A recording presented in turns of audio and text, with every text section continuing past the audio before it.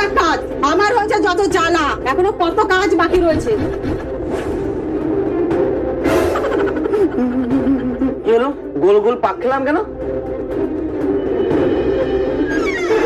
কাজ করতে করতে জীবনটা আমার শেষ হয়ে গেল, পারবো না আর এসব করতে। কোন রকম রান্নাটা করে বাপের বাড়ি চলে যাবো। এইবার মনে হয় বেরোতে পারবো।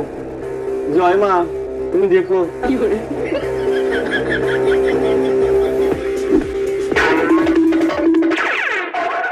না, আর রিস্ক নিয়ে লাভ নেই। कैसे कैसे लोग रहते हैं। এ কি, এই চাদরটা এখানে আবার কিভাবে এলো?